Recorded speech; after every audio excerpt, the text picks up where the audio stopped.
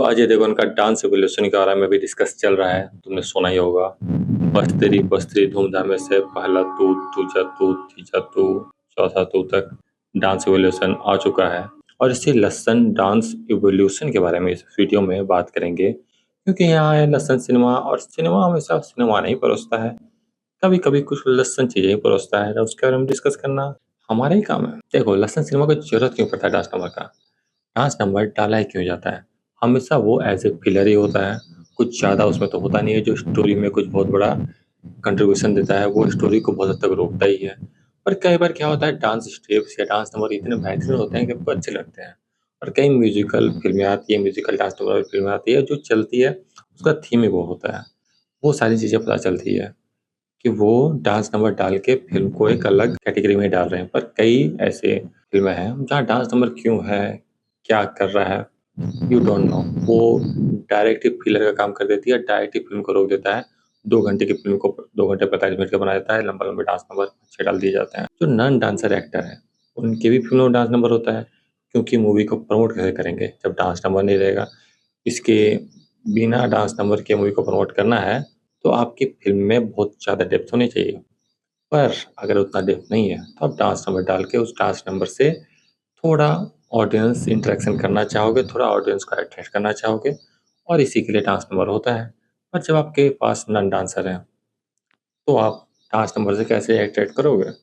तो इस समय क्या होता है कि गाना बहुत अच्छा होना चाहिए, गाने के बोल बहुत अच्छे होने चाहिए, म्यूजिक बहुत अच्छा होना चाहिए। जब ये सारी चीज़ें होती है तो डांस करने वाला थोड़ा बुरा भी डांस करे तो चीज़ें ऊपर कर जाती हैं। जैसे बस तेरी धूमधाम है, वो गाना सुनने में बहुत बेहतरीन है, म्यूजिकल भी बहुत अच्छा है, पर डांस नंबर उतना अच्छा नहीं जाता है, जिसके कारण फिल्म का गाना मीम बन जाता है। काफ़ी बाद मीम बना, उस समय भी डिस्कस तो हुआ था, पर मीम अभी हाल फिलहाल ही बना था उसका।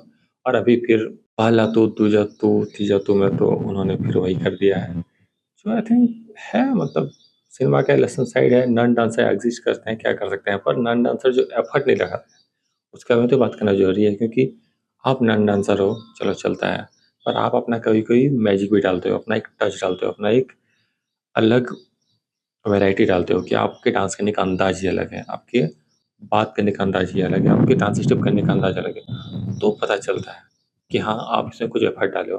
पर अजय देवगन के कई सारे गाने ऐसे हैं जहाँ उन्होंने एफर्ट नहीं डाला है, मीन वो डायरेक्ट सेट पे आए हैं और डांस स्टेप किए हैं। क्योंकि ऋतिक रोशन और बड़े बड़े जो डांसर हैं, शाहिद कपूर हैं, उनके भी डांस नंबर जो आप अच्छे देखते हो वो उन्हें 4 दिन 5 दिन हफ्ते भर प्रैक्टिस करते हैं पहले ऑफ सेट, फिर वो डांस नंबर को करते हैं ऑन सेट।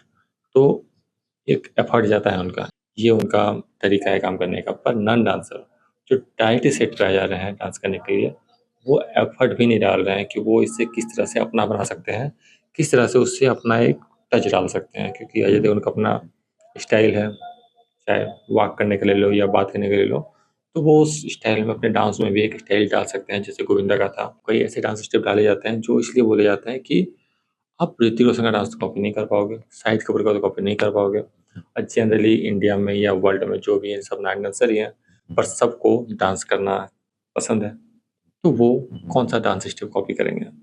ऋतिक का तो नहीं कर पाएंगे, शाहिद का तो नहीं कर पाएंगे। वो ऐसे डांस स्टेप कॉपी करेंगे जो सिंपल हो। और सिंपल डांस स्टेप जैसे सलमान खान करते हैं जब वो टॉवल के साथ डांस करते हैं, या कुछ बेल्ट वाला डांस होता है, तो वो है कि सिंपल डांस स्टेप है। वो इसलिए डाले ही जाते हैं कि हर कोई इसे डांस कर पाए, हर कोई इस डांस स्टेप को कर पाए।